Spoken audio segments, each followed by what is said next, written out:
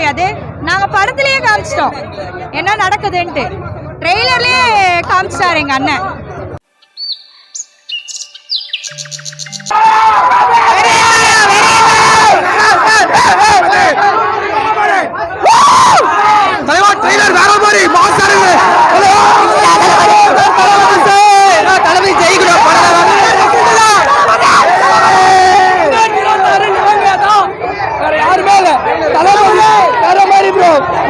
ஜனநாயகம் தான் எங்க ஆள் தான். லாஸ்ட் பண்றோம், பொங்கலை செலிப்ரேட் பண்றோம். லாஸ்ட் படம் மிஸ் பண்றாதீங்க, எல்லாருமே பாக்குறோம். Blast bro, blast blast blast தான் நம்ம தான். 2026 நம்ம தான். Okay, happy new year, happy new year, happy Pongal.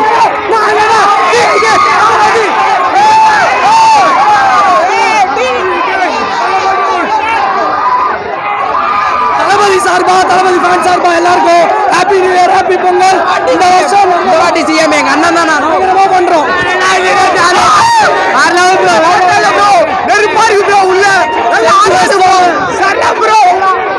பொங்கலும் நம்மளுதான், எலெக்ஷனும் நம்மளுதான்.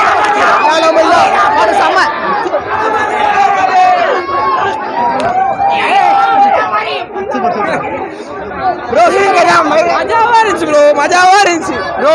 விஜய் தான் ப்ரோ, விஜய் தான். யாருமே இல்லை. மாசாச்சு ப்ரோ, ப்ரோ ஏன் வழி தனி வழின்னு அந்த டயலாக சொல்றவங்க யாராவனால இருக்கட்டும், சொல்றது ஈஸி. ஆனா அதை செஞ்சு காட்டுறது நம்ம தளபதியா மட்டும்தான் இருக்கும். எத்தனையோ ஆக்டர் சொல்றாங்க. இப்போ மக்களுக்கு எல்லாமே என்ன வந்து பிரச்சனை, தளபதியும் அதே மாதிரி பண்ணிடுவாருன்னு நினைக்கிறாங்க. ஆனா நம்ம தளபதி பத்தி எனக்கு தெரியும், அவர் அந்த மாதிரி பண்ண மாட்டாரு. அவர் ஒரு வாட்டி முடிய மாட்டாரா, அவர் பேச அவரே கேட்க மாட்டாரு. நம்ம எல்லாரையும் கைவிட மாட்டாரு, நம்மளும் அவரை கைவிடக்கூடாது. இப்போ பொலிட்டிக்கல நிறைய பேர் இதுக்கு முன்னாடி இருந்த பெரிய ஜாம்பவங்கள்லாம் இருக்காங்க. இன்னைக்கு வந்திருக்கிறாரு. இவரை அந்த அளவுக்கு சமாளிக்க முடியுமா? அவரால் முடியும். அவர் வந்து ஒரு பேச்சு மட்டும் தான் சைலண்டா இருக்கும், ஆனா அடி சர வெடிதான். ஆனா இந்த கரூர் சம்பவத்துக்கு அப்புறம் அவர் கொஞ்சம் தளர்ந்த மாதிரி தெரியுது. அவர் வந்து ரொம்ப ஃபீல் பண்ணாரு. நம்மளால நாங்களே வந்து ஃபீல் பண்ணோம். ரொம்ப கஷ்டமா தான் இருந்திருக்கும் அவருக்கு. ஆனா அதை நிறுத்தி நிதானமா பொறுமையா அந்த டெசிஷனை எடுத்து அவர் அதுல இருந்து வெளில வந்திருக்காரு. ரொம்ப சந்தோஷமா இருக்கு. அவர் வந்து வெளில வந்திருக்காரு. கண்டிப்பா அவருக்கு தெரியும் என்ன எப்போ பண்ணணும், கண்டிப்பா தெரியும். அவர் எல்லாமே யோசிச்சுட்டு தான் இருக்காரு. அதுக்கு அவர் நம்ம கைவிட்டு போயிட்டாருன்னு சொல்ல முடியாது. அந்த டைம்ல அவர் அமைதி சூஸ் பண்ணாருன்னா அது கண்டிப்பா ரீசன். கரூர் பிரச்சனைக்கு அப்புறம் இவர் மறுபடியும் இந்த மாதிரி ஒரு பிரச்சனை கொடுக்குறாங்க. பராசக்தியை போட்டியா இருக்கிறாங்க. ஸோ இது நெகட்டிவிட்டி இருந்தால் தான் லைஃப்ல சக்ஸஸ் அச்சீவ் பண்ண முடியும்னு அவரே கிளியரா சொல்லிட்டார் ஆடியோ லான்ச்ல. அதாவது வந்து எவ்வளோக்கு எவ்வளோ வந்து இவங்க வேணும்னு இது பண்றாங்களோ அவ்வளோக்கு அவ்வளோ அவருக்கு தான் இது. இப்போ நீங்க எல்லாம் பேசுறீங்கல்ல, அதுவுமே வந்து எங்களுக்கு இதுதான். பராசக்தி வேணும்னு இறக்கி வந்திருக்காங்க. ஆனா இவங்க என்ன தீயசக்தி வேணாலும் இறக்கட்டும், எங்க தளபதி ஆடியோ லான்ச் தான் நாளைக்கு ட்ரெண்டிங்ல இருக்க போகுது. நீங்க கூட பாருங்க. ஆனால் மியூசிக்லாம் எப்படி இருக்கு மேம்?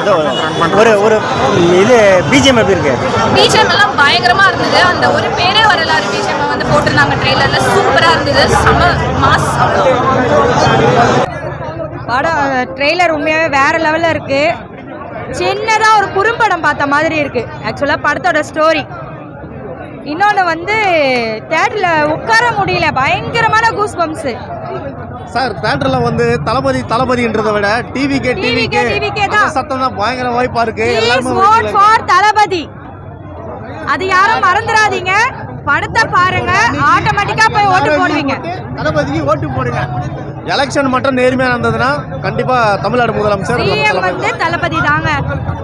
எலெக்ஷன் நேர்மையா நடந்தா சிஎம் தளபதி தான். அது யார் பொலிட்டிக்கல்ங்க.